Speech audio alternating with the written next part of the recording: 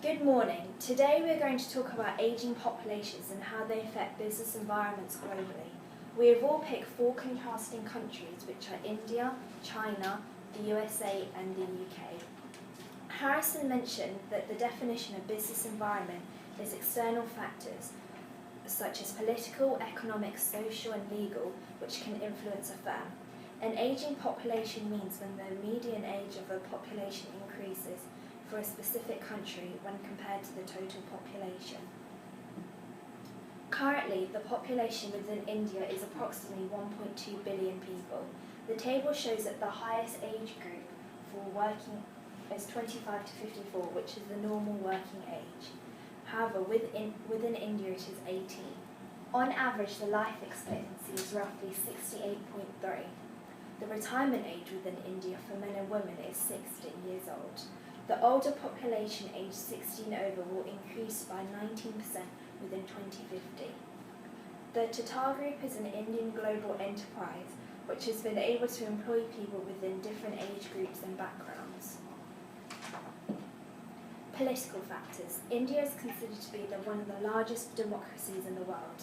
The business environment can be affected by India's well-developed tax systems and can be imposed by the union government. Earnings for older people are very poor. Less than 11% of older people have pensions, which suggests that they cannot save enough and have low earnings, which can lead to an increase in poverty rates. Economic factors. The economy in India has been stable since 1991, where the industrial reform policies were introduced. Improvements have been made to the economic environment, which can include a decrease in industrial licensing and restrictions of foreign capital. Internal factors. The retirement age for both men and women is 60. This means older workers will have more experience and skills for the job role. However, employees from different firms lose them since younger workers are coming into firms with new skills and more educational opportunities. Employees. Since India is a developing country, these specific countries would have women leaving school very early to get married and have children from a young age. This can suggest that more men are working rather than women who stay at home looking after their children. The ageing population of India has been affected by their business environment. Since India is a less developing country, it can be compared to China, which is a more developing country. Richard Sussman wrote an article which explains that India's population is set to increase through 2050, whilst China is set to level out by 2035. This is because India and China's life expectancy is increasing, which can suggest their age structure for these countries will be different. The current population of China stands at around 1.4 billion, which is roughly 18.72% of the total global population. China ranks first in the list of the world's most populated countries and has done so for several years. The median age of a Chinese individual is 37.3 years old. As you can see, illustrated in this graph, out of the four countries we've chosen to compare, China has the largest population, closely followed by India. One of China's strongest industries is the technology industry, with Lenovo being a leading company. Lenovo is a Chinese multinational technology company, often referred to as a global PC powerhouse. Founded in 1984, they now employ around 60,000 people across the globe. Technological factors. The ageing population do not have the technological knowledge or stamina to keep up with the speedy development of technology. These inflexible employees are often unwilling to learn new ways of undertaking business activities. This would impact upon China's business environment, as companies may not be able to progress or expand due to a lack of technological knowledge within their workforce. It has not only transformed workplaces, but everyday lives. Francis Cairncross stated that the development in technology marks the death of distance, as it's bringing people together around the world. Economic factors. Traditionally, the older Chinese generations have passed their wealth onto their children and grandchildren. The one-child rule has meant that older individuals now have more disposable income and they're passing less of it onto their children. This increased spending from an ageing generation has helped to boost China's GDP. Social factors. 60.3% of individuals aged over 60 have reported in a 2016 consensus that they're in good health. Expectedly, as age increases, health deteriorates, to the extent that in the same consensus, 28.7% of over 80s stated good health. That's a 31.6% difference in a 20-year age gap. An ageing population with deteriorating health can put a strain on healthcare resources for a country which is already in huge debt, doubling their public borrowing last year to 16 trillion yen for that year alone. The impact of China's ageing population is profound and significant when analysing their business environment. This demographic change has and will continue to affect every aspect of life for the Chinese, including their savings, investments, pensions, the country's economic growth, taxation and living expenses, to name a few. The demographic characteristics of China aren't too dissimilar to that of the UK. However, with economic development and social welfare lagging behind, China could easily be compared to that of a less developed country, such as India. China is renowned as being a country becoming old before it gets rich, as it focuses on achieving its age-related healthcare demands as opposed to economic development. Alternatively, the UK's economic development has been hindered but not stalled by their ever-increasing ageing population as a result of the post-war baby boom. This graph illustrates how China and the UK's demographic structures are similar, both having an increasing ageing population. In the UK, the median age is 40. This from a population of around 65 million. The median age of this country is only a couple more than the US, and life expectancy is 81 years, followed by the average retirement age, which is 66. You may ask what the UK specialises in, what kind of industry it specialises in.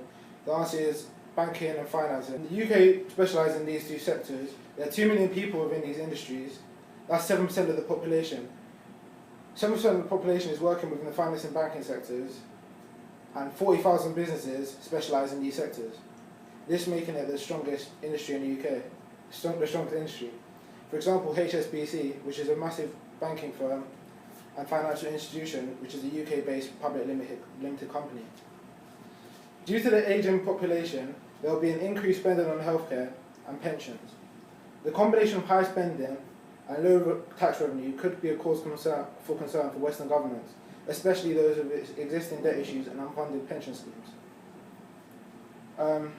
Tanya Jeffries wrote an article titled "Studies Showing We All Live Longer Than Expected Creates Dilemma of How to Eke Out Pension Saving." With the average age expectancy rising, pensions and other sorts of investment plans start to diminish. This is because it puts pressure on the banks and the pension companies to produce a longer payout than was originally estimated. As we know, pension money are built up to be invested through banks and the financing sectors, which is also the strongest UK industry.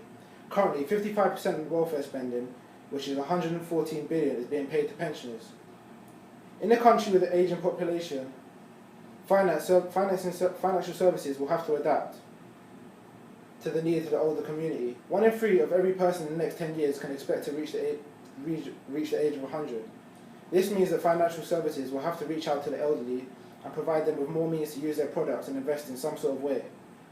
As people start to age, there is more risk for infection.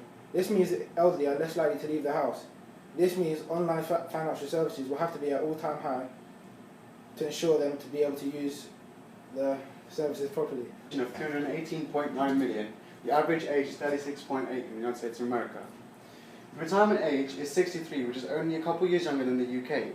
However, life expectancy in the States is a couple years less. To demonstrate clearly how the ageing population affects the business environment in the USA, I have chosen to exemplify it with the most successful industry in the States, which is the health technology industry, which has nearly 22% net margin, according to Forbes. The company specific that I have chosen is Johnson & Johnson, as it's one of the top 5 medical companies.